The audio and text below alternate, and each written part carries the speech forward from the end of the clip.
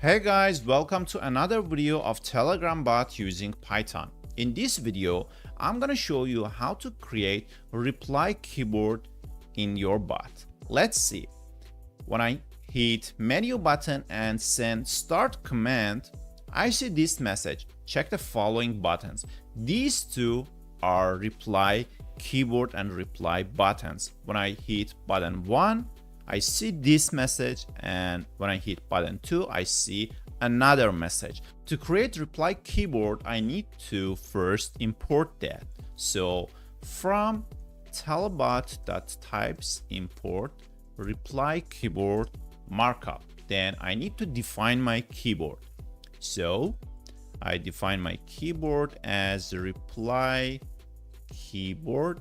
You can define whatever name you like. So reply keyboard markup, and inside parentheses I define two features. Resize keyboard, I set it to true, so on different devices you have the right keyboard, and one-time keyboard false, so we can have our keyboard forever. Then I need to add two button, reply keyboard and dot add button 1 and button 2. Good. Then I need to define my message handler. So I type bot.message handler. I talked about message handlers a lot during these videos. So you can find them on top right of this video. You can find the playlist. So commands start def send welcome and message. So I type bot.reply to the message, and I type check the following keyboard. Then I set reply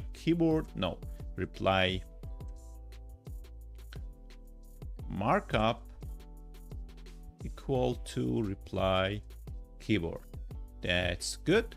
Let's run it. I hit the run button. Now menu and start command. Okay, check the following keyboard. I have the keyboard that has two buttons inside. I have it. Then I need to handle what button is pressed. So I need another message handler. So I come here and use bot.message handler. Inside I have func lambda message true. I mean, for any messages, I need to run this function. The function is check button, and inside here I type message. So if message.text equals button 1, I need to reply bot.reply to the message. I type button 1 is pressed, if message.text equals button 2, button reply to message. I type button 2 is pressed. Good. Else for any other messages I type but reply to the message, and f string your message is colon inside the curly bracket message dot text, and I can bold this message. So let's make it bold.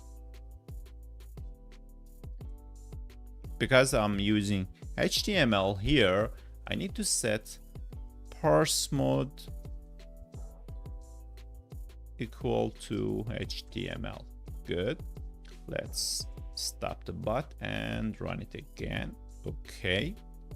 So I hit start and I get this message and these two buttons. I press button 1. Okay, there is a problem here. Text G. Oh, my bad. Let's run it again. Button 1 V. That's working. Button 1 is pressed, and if I set button 2, it means button 2 is pressed. Good, it's working. And if I send a random or dummy message, and send it, this is your message is this, which is bold.